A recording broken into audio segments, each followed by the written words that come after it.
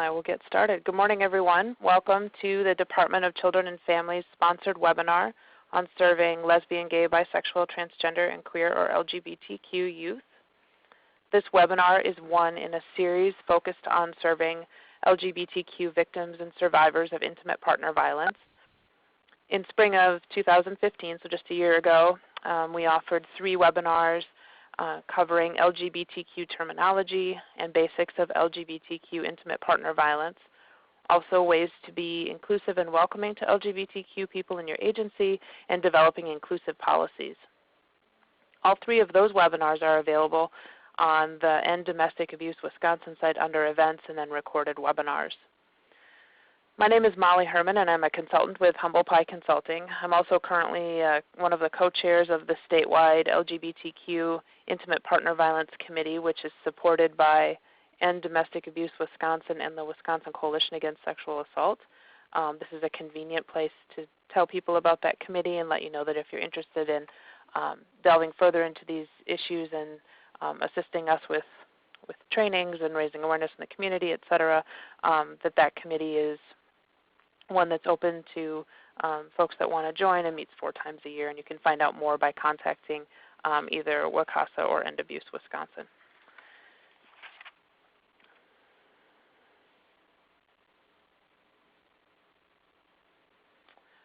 So let's take a look at the objectives for our webinar today. It was developed with 3 objectives in mind, each of which was built on the federal requirements driving these webinars. First, by the conclusion of this webinar, participants will be able to describe terms and concepts related to LGBTQ youth.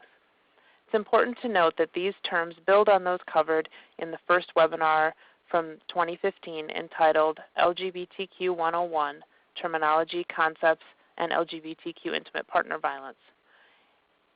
In addition, under this first objective, I've included some elements of how violence is experienced by LGBTQ youth and data on the rates of intimate partner, dating, and sexual violence that they experience. Second, you will be able to list tips for including and welcoming LGBTQ youth, such as ways to incorporate youth voice and space.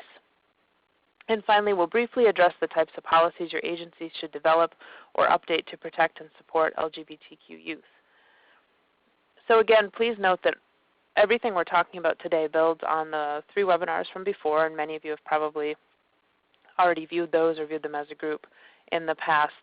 So today adds to those and is not meant to be comprehensive. A lot of the terminology and concepts that we talked about, as well as tips for being inclusive, would also apply to LGBTQ youth. So this is sort of the additional information that would include LGBTQ youth.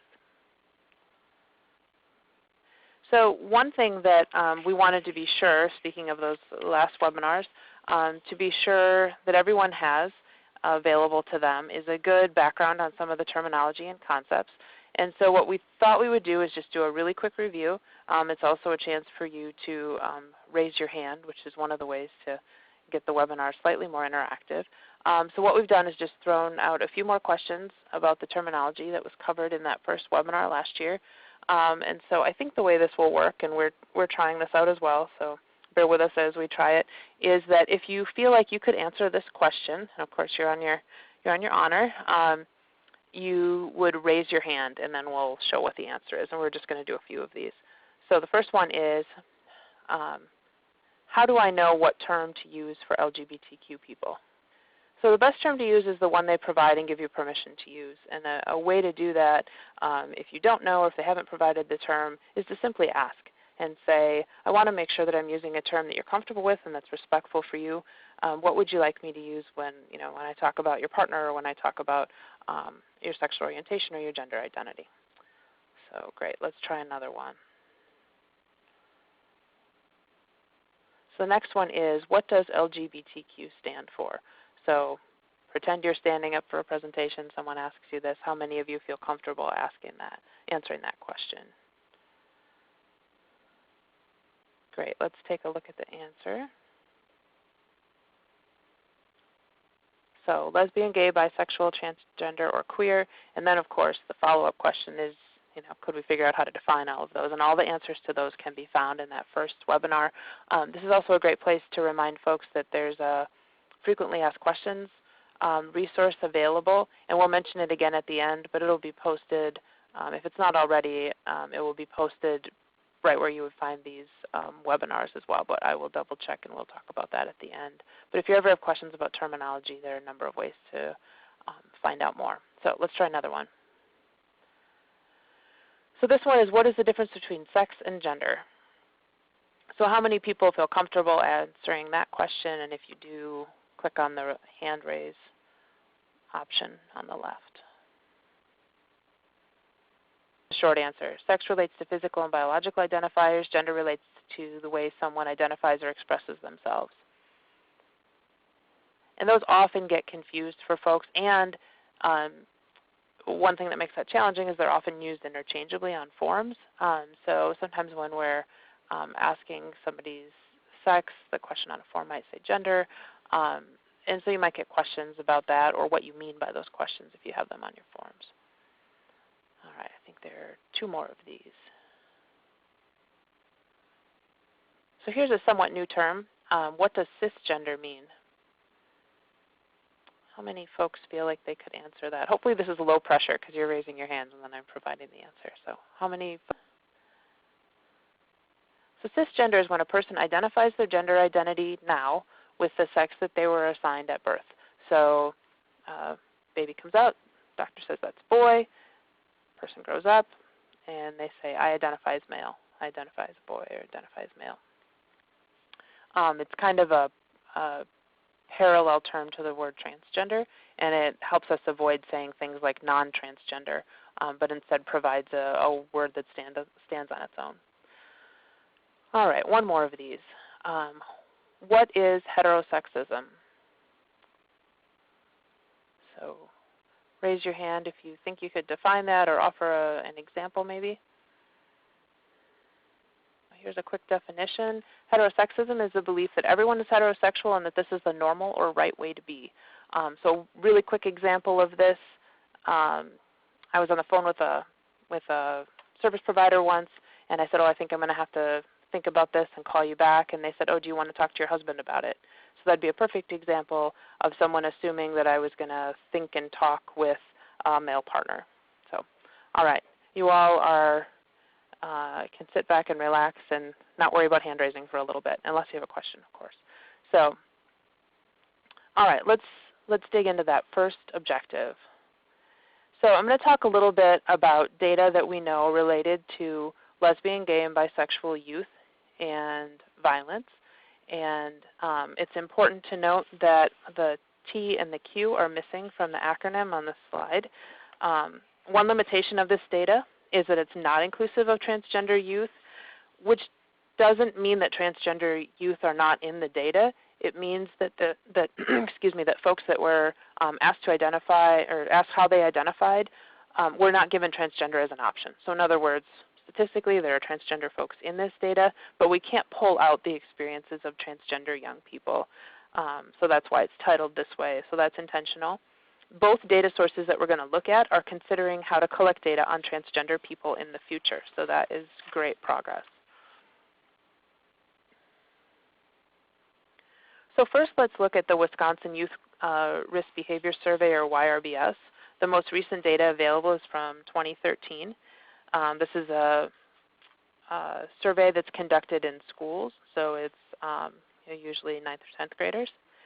According to the 2013 Wisconsin Youth Risk Behavior Survey, of those who had dated or gone out with someone in the previous 12 months, the percentage of those who had been purposely physically hurt by that person was 29.4% for LGB, lesbian, gay, bisexual youth, versus 6.9% for heterosexual youth. And then the next piece, again, for those who had dated or gone out with someone in the previous 12 months, the percentage of those who had been forced to do something sexual was 37.2% for LGBT youth versus 8% for heterosexual youth. So you can see clearly there's a disparity there in the experiences of being physically hurt or forced to do something sexual for those that had dated. And again, we're talking about high school youth here. So I share this data to point out the increased violence experienced by LGBT youth As I said before, transgender youth cannot currently be compared to cisgender youth, there's our term again, because youth completing the survey in 2013 could not indicate their gender identity as transgender. So there's really that lack of transgender youth data. There are a few sources out there, but there's also a lot of advocacy on the part of community folks and academics and other folks to get that data so that we can really understand what's going on for transgender young people. Just a little important quote. When Laverne Cox recently spoke at the UW as a distinguished lecturer, she stated, "Most of the data is speculated because researchers have never counted us," and there she's referring to transgender people. So we're kind of at the speculation stage. In some cases, we're dealing with very small sample sizes, so we can't say a lot about transgender youth at this point, but hopefully that's on the horizon. I wanted to comment briefly on bisexual women, even though it's not exactly talking about youth, but there's such a disparity in the experiences of bisexual women, and obviously those people were youth at one point. So the data on this slide comes from a survey of adults that some of you might be familiar with, the National Intimate Partner and Sexual Violence Survey. That survey found that bisexual women experience exceptionally high rates of sexual assault and domestic violence. So here's the breakdown by identity group. 35% of heterosexual women, 44% of lesbian women, and 61% of bisexual women experienced rape, physical violence, and or stalking by an intimate partner at some point in their life. So again, that's lifetime experience, and the number was 35 for heterosexual women, 44% for lesbian women, and then 61 for bisexual women. As it related to youth, to bring it back to our topic for today, among bisexual female victims of completed rape, nearly half of those experienced it between the ages of 11 and 17. And again, that's from the National Intimate Partner and Sexual Violence 2010 findings, where that survey was prepared to actually be able to pull out a sexual orientation report. So that was the first time that we had that kind of data. Again, this is another data set that doesn't include transgender people, but the inclusion is in the works. Oh, I see we have arrived at our first poll, and this is one where you can actually click, as opposed to raising your hand, you can actually click on an option. So this is just to find out where folks are at. Have you worked professionally with LGBTQ youth? Yes, no, or not sure.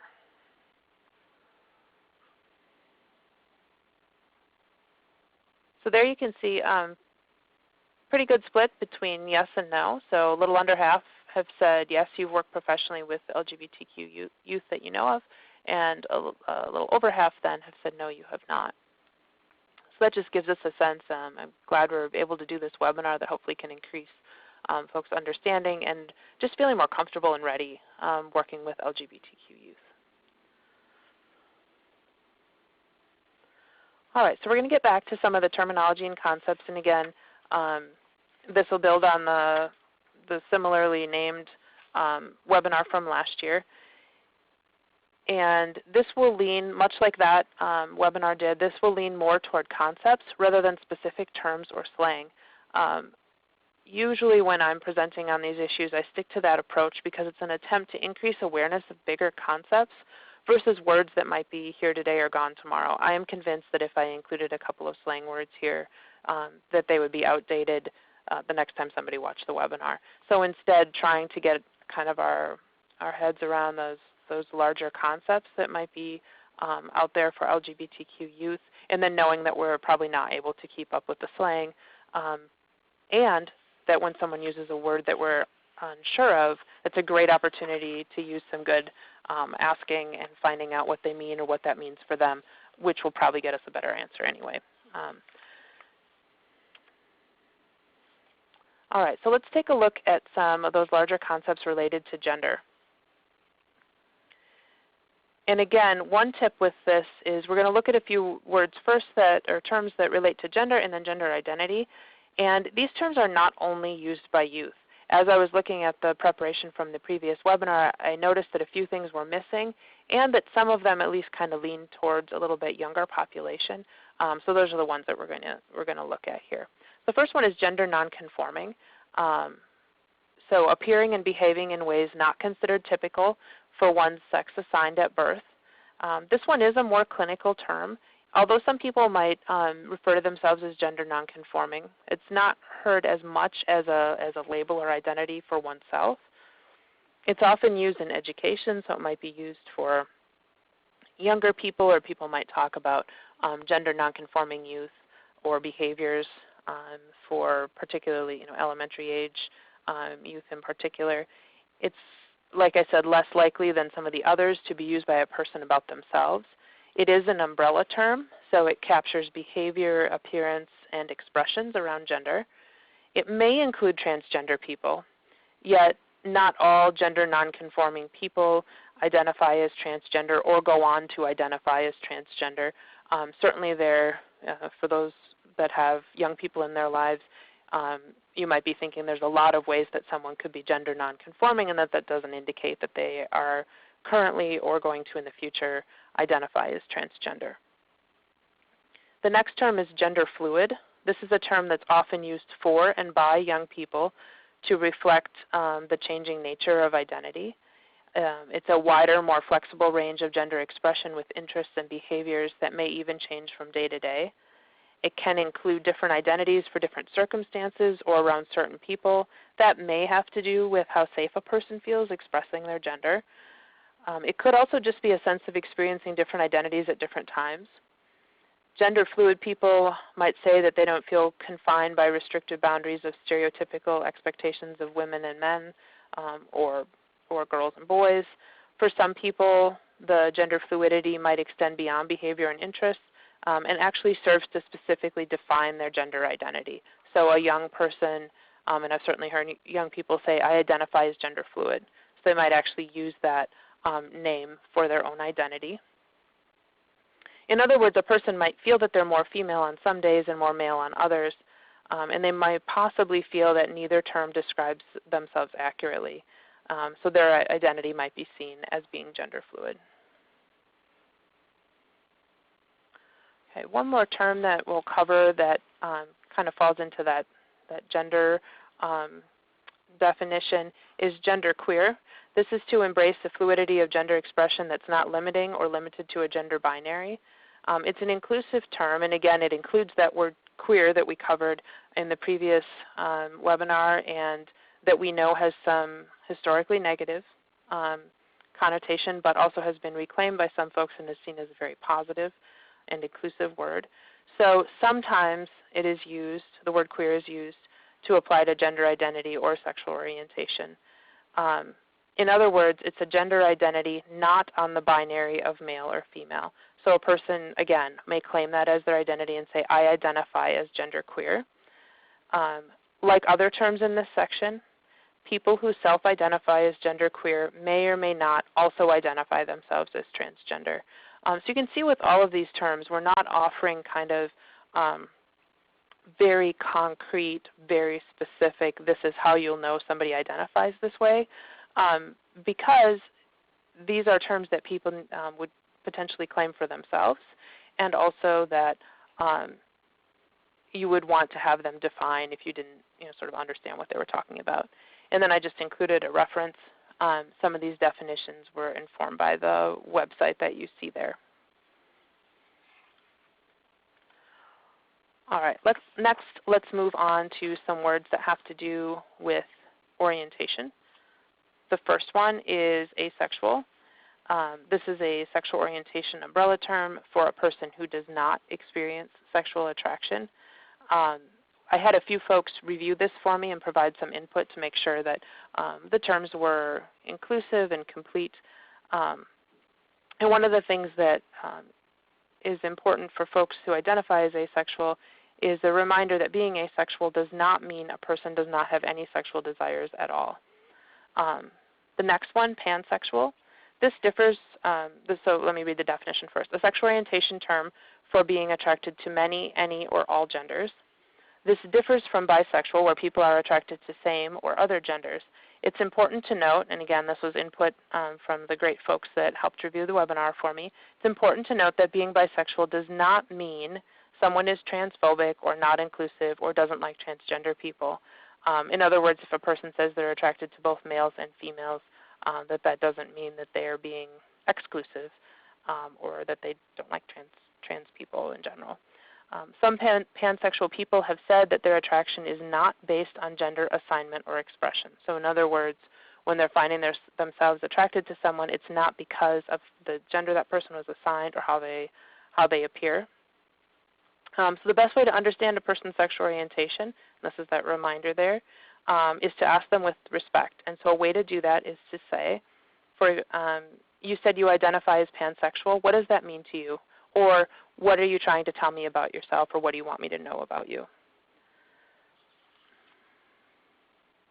And this is a great place to let folks know that there's also a resource sheet that accompanies this webinar. Instead of embedding a bunch of websites that may kind of take us off course, we provide a resource sheet that you can look up different resources on, actually a lot of these terms, and then some of the concepts we'll talk about later. So if you're looking for more information, there's a resource sheet available that is full of websites on all of these topics. Great, so I think we've come upon another poll again. This one's a scenario for you to consider for your agency. A 16-year-old calls your crisis line. They've been kicked out of their house and are living with their older partner who's been abusive or who is abusive. What is your first step in assisting them? And you can see there are some options there. And I think it's supposed to say start safety planning with the caller. That got cut off. Or call law enforcement, contact their parents, or refer them to the local LGBT agency. Great, so let's take a peek at the results. Resoundingly, folks started safety planning with the caller, which is great. And you certainly picked up on everything. There was numerous things that could have been going on with that situation. And I think some of those other options might be things that folks would consider, like contacting their parents if we're talking with a young person, but you all picked up on getting kicked out of their house, so something's going on there. So it was great that you all just jumped into safety planning with the caller and being present. So awesome. All right, sometimes writing multiple choice questions is challenging. That's what this reminds me. Great job on that question. All right. So let's look a little bit at types of abuse. And again, the reminder that this is building on types that we talked about in previous webinars. It's also a good place to remind ourselves that all types of abuse that can happen in heterosexual couples and to people who are cisgender can also happen to LGBTQ people. Previous webinars have included additional types of abuse experienced by LGBTQ people, such as homophobia, biphobia, and transphobia by the abusive partner. So we're going to touch on just a few of those and a couple of additional ones. All right, so let's look at a few of the LGBTQ specific types of abuse and think about how they would look for and be experienced by youth. So the first one is the person who's being abusive in the relationship criticizing or humiliating the other person based on their identity or orientation. So this can happen when people identify the same way. So in other words, two young gay males, there can still be criticism or humiliation based on stereotypes or not being gay enough, not being masculine enough, things like that. Or certainly two people could be dating who have different identities. So it could be criticism of an identity that's different from themselves. So imagine a young bisexual woman and a heterosexual male who are in a relationship, and the heterosexual male might be criticizing her sexual orientation. Revealing personal information about a transgender or gender nonconforming person. So this could include revealing that someone has perhaps a body that is different from how they might appear and telling other people about that. Not respecting someone's pronouns that they've asked to be used. So the partner could insist on using female pronouns even though the other person has requested the use of male pronouns, and then sharing that with other people and telling of how that person has requested their pronouns to be used and then not respecting it. Threatening to out the person's orientation or identity, that kind of goes a little bit with the first one that we talked about. Certainly when a person's in a new situation, threatening to out their orientation or identity, particularly if it's known that that would cause harm or discomfort for the person, can be a way to be abusive in an LGBTQ relationship. And then finally, using bi, trans, or homophobia, we could add other sort of isms to that as well. One thing that we emphasize a lot in the trainings that the committee does is that these types of discrimination and stigma are readily available in our society, so then it's not surprising, unfortunately, that they can be very effective as abuse tactics in relationships, to use biphobia, transphobia, or homophobia to call names or to criticize someone's orientation or to be negative towards them about stereotypes or trying to enforce stereotypes that might be associated with their identity. We would be remiss, or I would be remiss, if we did not talk about technology and the use of technology around abuse, particularly for young people, although we know lots of adults are using technology and social media a lot as well. The use of technology has expanded greatly, and so I've got a list here of things that we need to be aware of around the role of technology and how it can play, the role it can play in how a person can be abusive. So checking up on or contacting a person constantly, pressuring them to share passwords for email or social media, requesting nude photos, then sharing or posting, and we know that this is unfortunately prevalent for young people. Pressuring them to unfriend someone, using jealousy, outing the person online, again getting back to that sexual orientation or gender identity piece, and then spreading rumors. So lots of ways that technology can be used to be emotionally and psychologically abusive and often really essentially bully someone through the use of technology.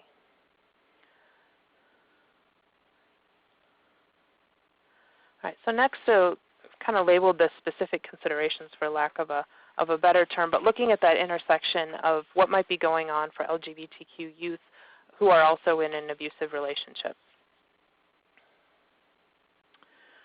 So let's look at this first one. An LGBTQ youth who's in an abusive relationship may not have family or social support.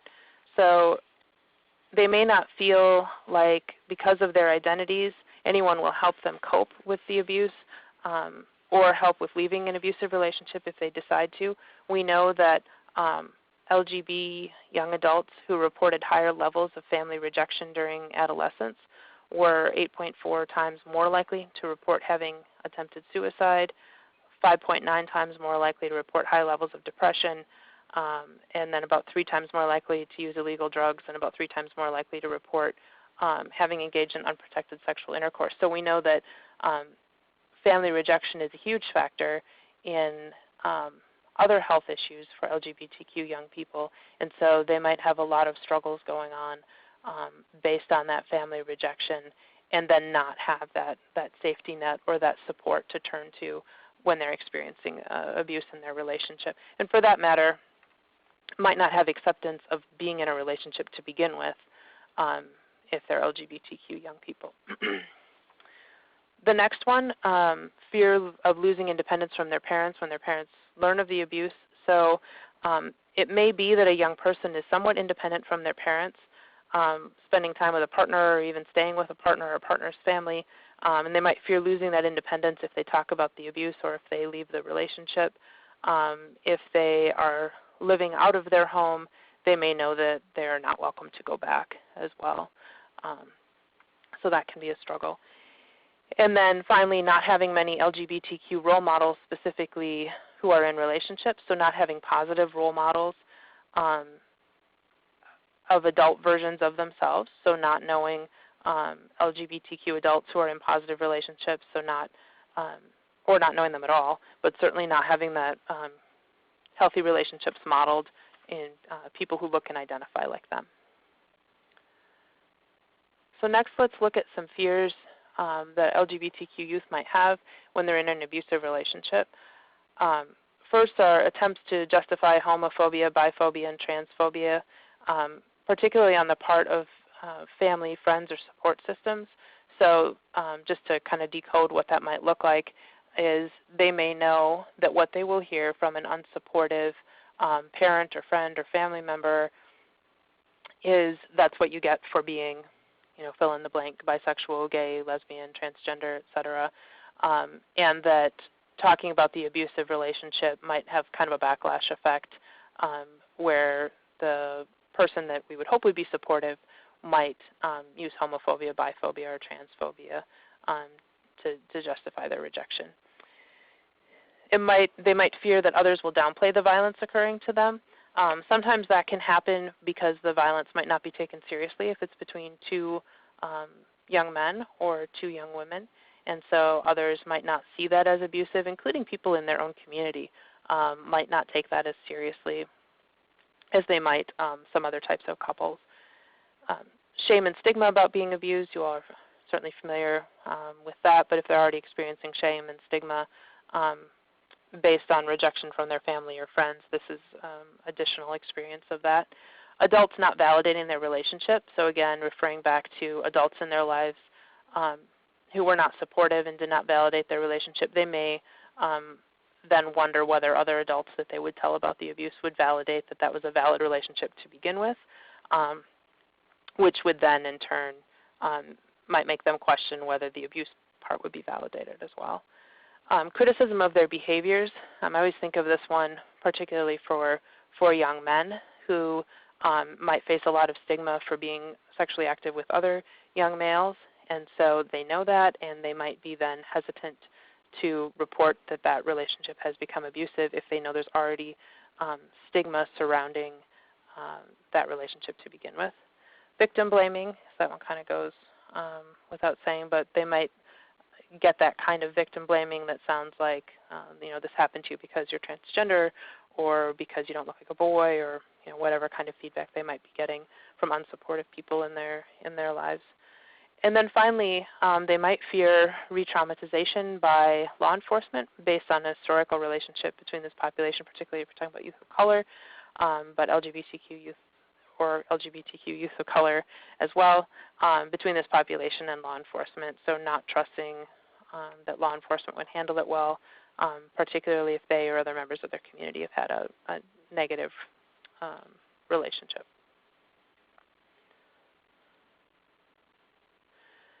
So we talked a little bit about the terminology and the concepts. We've talked about some unique challenges and barriers that young people might face.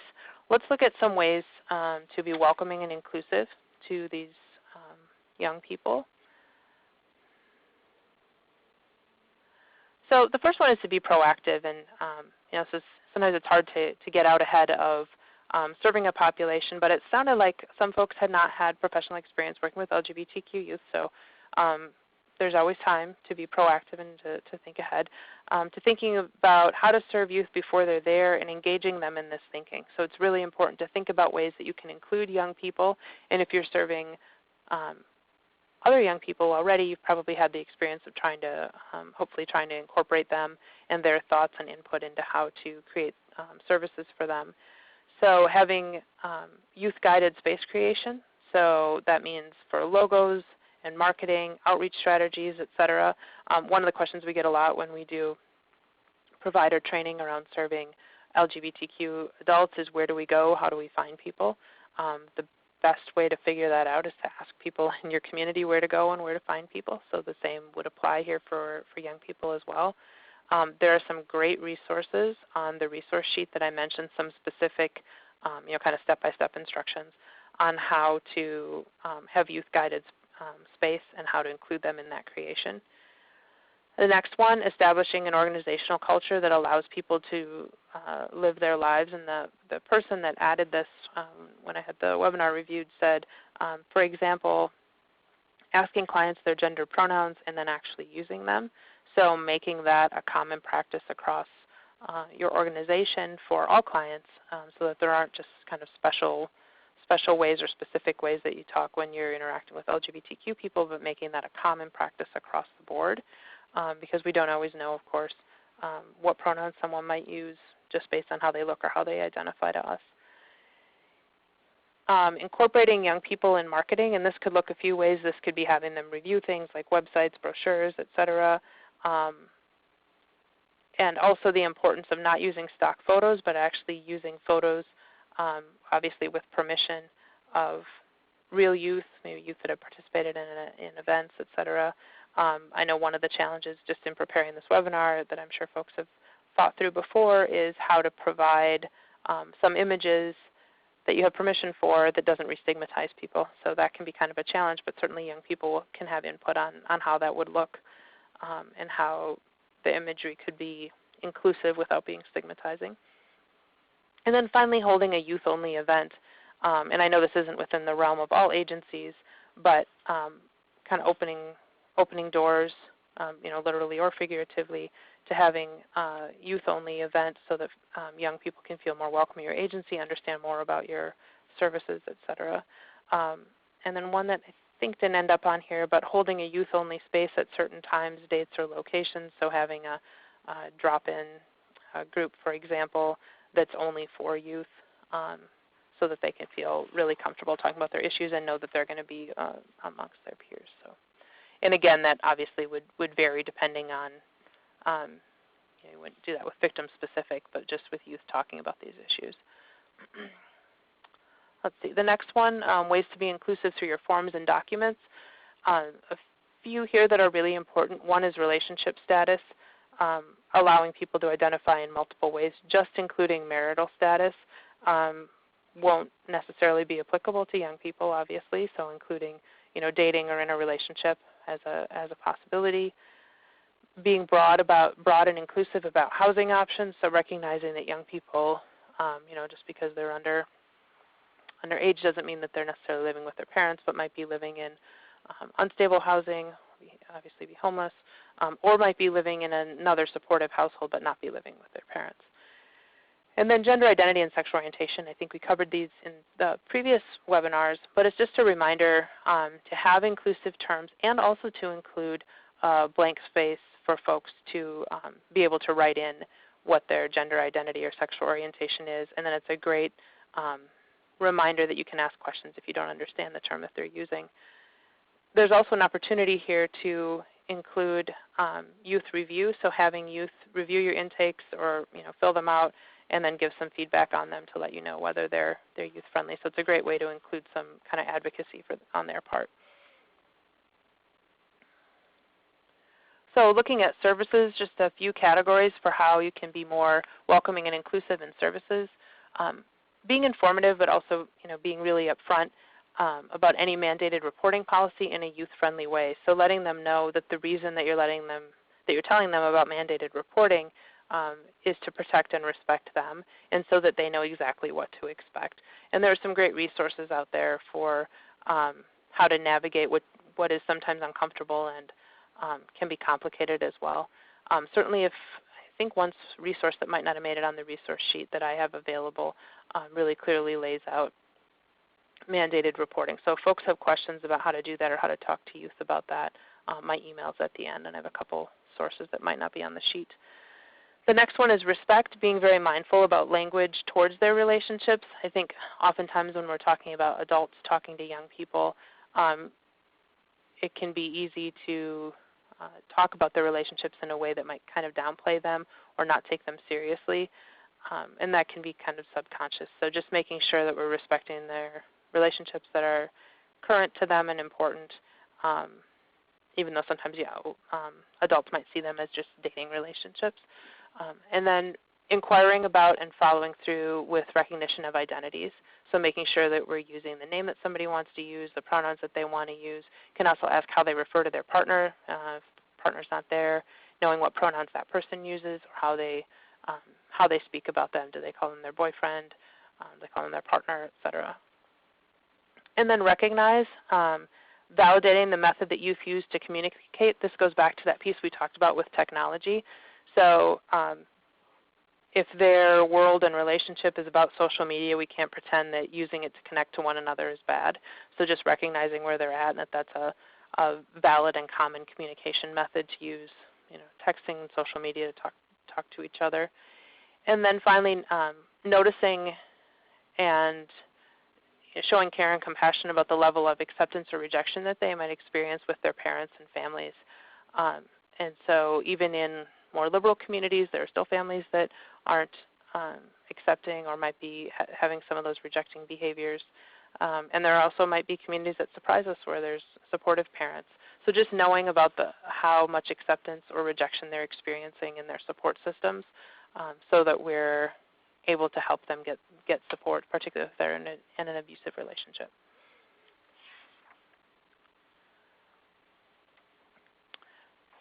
So the final objective is to understand youth-centered policies.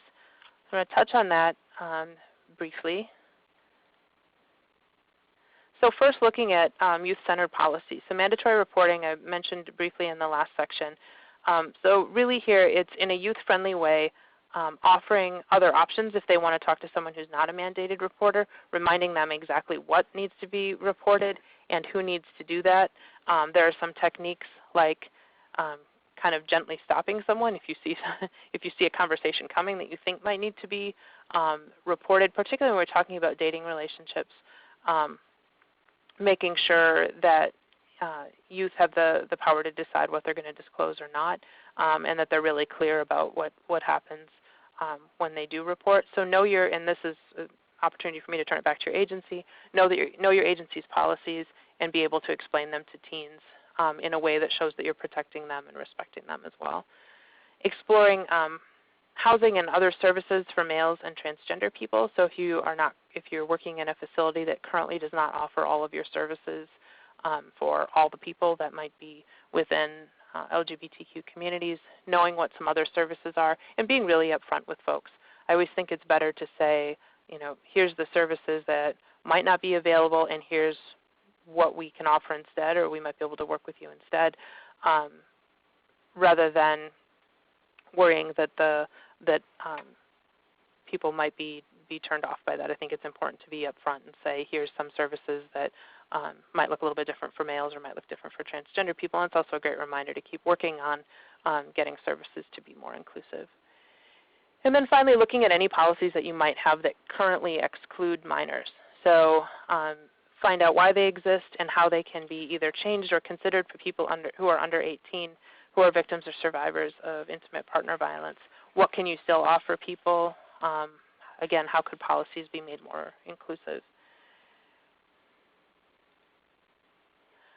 The next piece is on inclusion, including youth in the creation and implementation of policies. So if you're thinking about creating a more inclusive policy, for example, for men, make sure that you get some youth voices in that too and have them talk about how they would feel more safe accessing those services and what they would need to feel supported. Particularly if those policies are around their safety and well-being, getting input so that we know more about their safety and well-being and how they might design policies that would be inclusive. If it's a residential facility, have youth and teen designated spaces, so indicating a wing or area that's for youth only, figuring out what age range makes sense for that space or wing, and how that might be used to be supportive and inclusive for LGBTQ youth, but for all youth as well. All right, so we've come to the final poll. So let's look again at another scenario. A young person accesses your services and says that they do not use masculine or feminine pronouns. They ask you to use gender-neutral pronouns. How do you communicate this to your staff?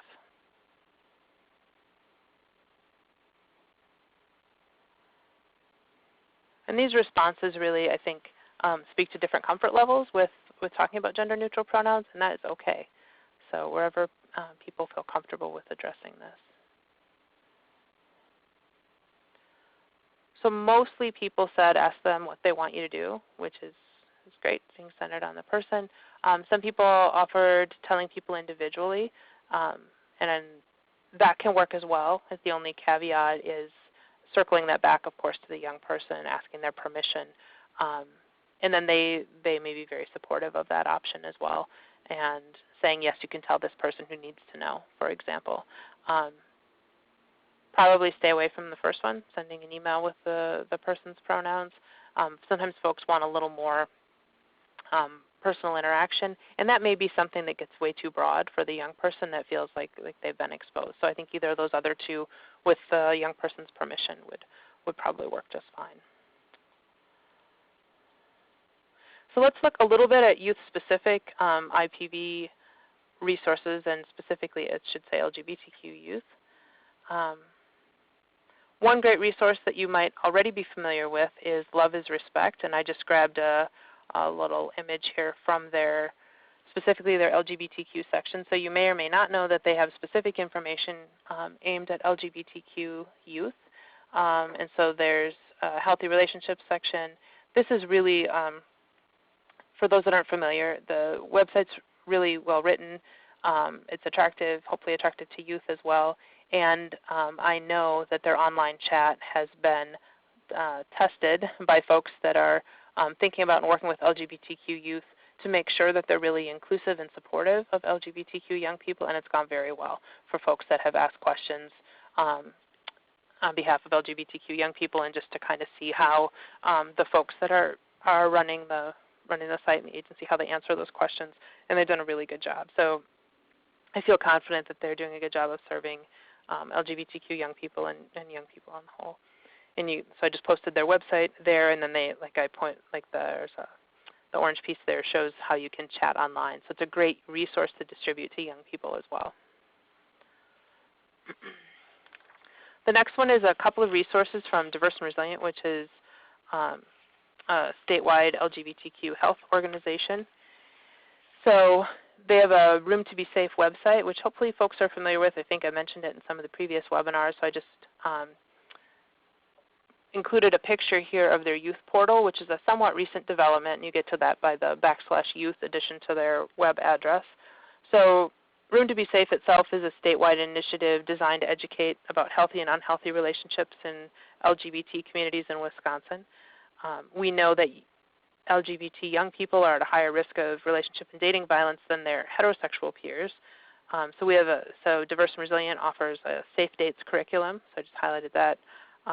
On the bottom, this program helps young people recognize the difference between healthy and unhealthy relationships and equips them with skills and resources to respond to dating violence in their lives or that of their friends. It offers positive communication, anger management, and conflict resolution. Their Safe Dates program at Diverse and Resilient also has youth health promoters that recruit program participants for safe dates and help spread messages about intimate partner violence in the community. And that campaign also uses social marketing to spread their messages widely. So remember that the resource sheet has many sources of information specific to youth, including these links as well, the Room to Be Safe and Safe Dates, and then also Love is Respect. So those are a couple of, this one local and the other one national, that are specific to LGBTQ youth and intimate partner violence.